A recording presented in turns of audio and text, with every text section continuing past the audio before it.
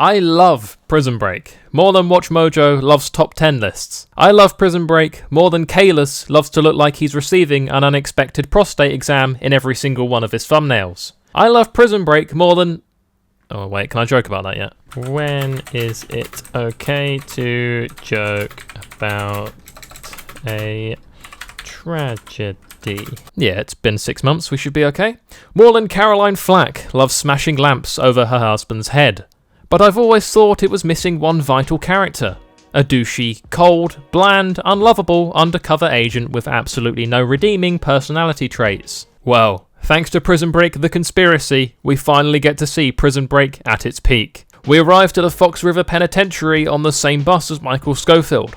Our mission is to get as close as possible to him and find out what he's up to in the prison. We report back to a guy who has the worst Irish accent I've ever heard. Your subject is Lincoln Burrows. We framed him for the murder of the Vice President's brother. Buried him good, but now his kid brother's in the mix. The only way I can describe that accent is that he sounds like an Irish guy trying not to sound Irish when approached by a British soldier during their War of Independence. Clearly all of the voice acting budget was spent on getting Wentworth Miller to actually voice Michael Schofield. It's prison. This is prison. I attempted to follow Michael Schofield into his cell because I wanted to be a part of the main cast and not left behind when they eventually escaped the prison. In fact, I don't even have a cellie, so I'm not really 100% sure on what my role is in this rewriting of Prison Break Season 1. Mr. Generic then whips out some sort of handheld recording device straight from 2004, right in front of the guards after he's let in his cell. I'm not even entirely sure how he got this in the prison. I would say it was up his anus, but the guards usually make you bend over and cough just to make sure you're hiding nothing in your sphincter.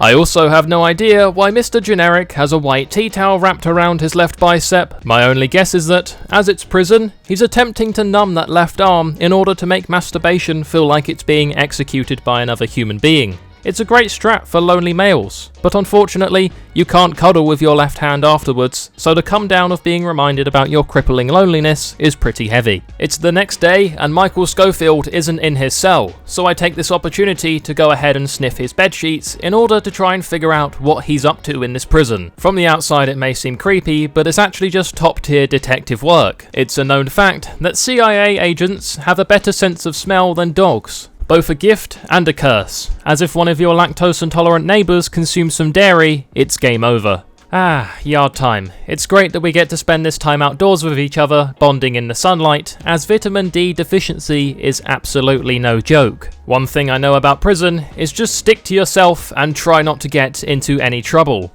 Lest you want us to fight, and for that, I don't think you have the requisite testicular proportions.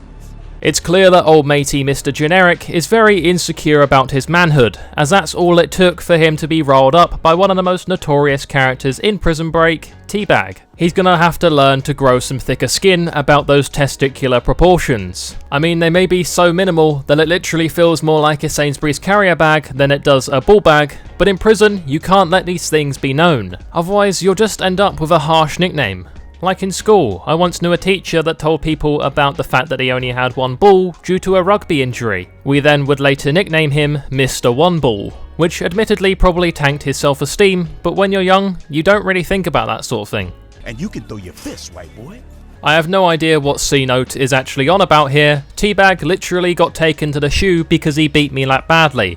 It was like watching Mike Tyson fight Walt Jr. from Breaking Bad, who has cerebral palsy. I decide to then hit the punching bag to avoid any further embarrassment in hand-to-hand combat, especially as C-Note invited me to the underground fighting. Thinking about it now though, if the rules are anything like Fight Club, I've just gone ahead and broken the first rule. Before we can join the Fight Club, however, we do need to first prove ourselves by collecting a stash that C-Note had hidden away in the boiler room. He didn't actually specify where these meds were, he just literally said the boiler room, which has a radius of about 300 foot squared, so you know, gonna be quite the task finding these little meds. Luckily for me though, the path is pretty easy to find as it's the only thing in the entire boiler room lit up with bright yellow paint. Before having his plans ruined by coming into prison undercover, Mr. Generic must have been training for Ninja Warrior or something, as I haven't seen parkour moves like this with an athletic prowess since Nathan Drake. Post-prison, Mr. Generic is going to be the absolute greatest Ninja Warrior contender you've ever seen that wasn't on steroids. Or maybe he will be, I'm not really sure what narrative direction this game is going to go in at this point, as it's a bit all over the place.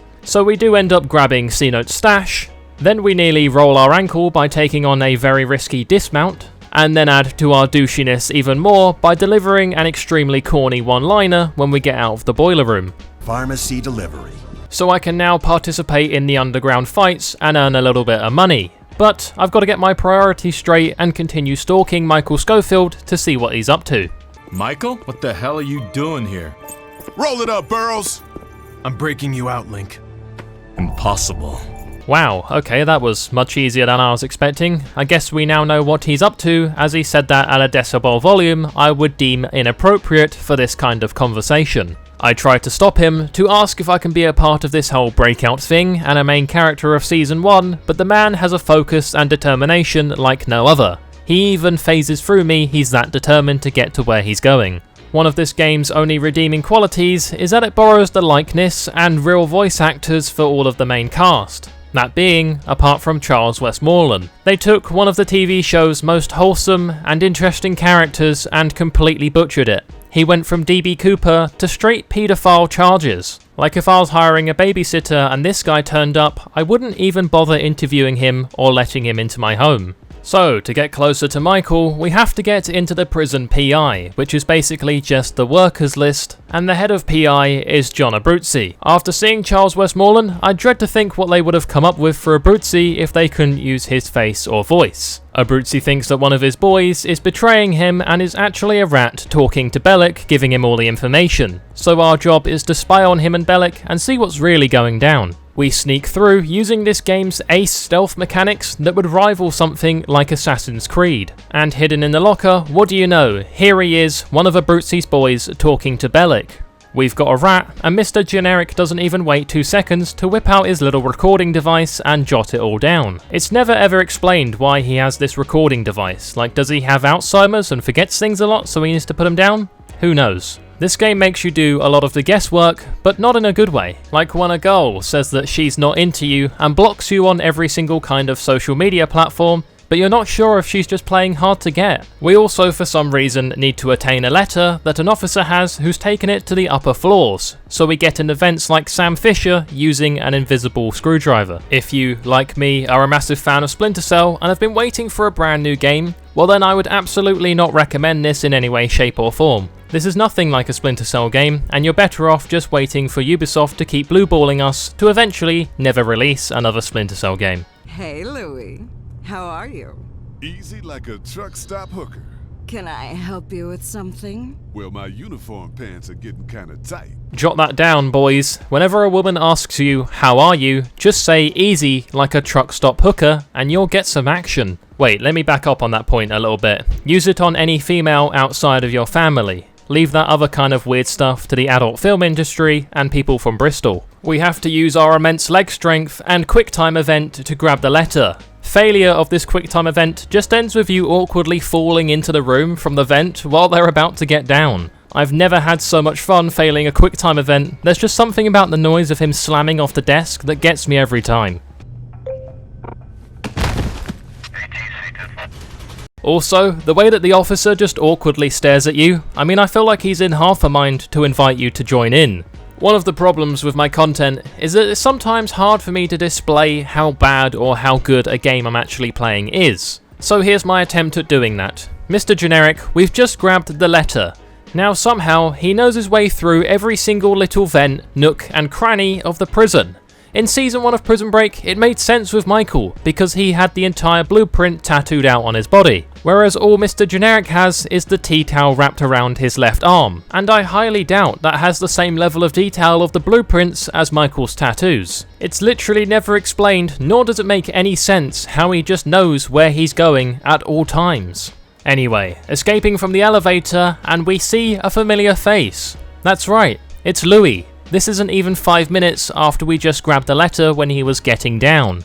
Clearly he didn't have his best performance, but as the saying goes, 2 minutes and crying afterwards is better than no minutes. Well, I say as the saying goes, but it's a saying that I made up to make myself feel better. We deliver the news to Abruzzi that his boy is indeed a rat and was talking to Bellic, and for that, in return, Abruzzi says we can be a part of PI. To celebrate, Mr. Generic then just whips out his talking device in the middle of the prison. with guards and prisoners around, and nobody says a thing. It's strange that in Prison Break the conspiracy, the biggest conspiracy is that little recording device that he carries around with him, how he got it into the prison, and how nobody has noticed yet that he has it. If for whatever reason you guys want to see more of this game, be sure to let me know down in the comment section below. Be sure to subscribe and turn on the notification bell. I know it's a YouTuber-y thing, but I've got to say it. A big thank you, as always, to those of you who have clicked the join button and become a member of the channel. Thank you guys so much for watching, I really do appreciate it, and I'll see you all in the next one. Bye-bye. I just want to give a huge shout out to my motherload Voiy Boys and above, Gerardo Cruz, Wolves of Valhalla, Björn van den Hatter, Charlie Waldock, Voiy is Gay, and Ghost Warrior 38. Thank you guys so much for your support.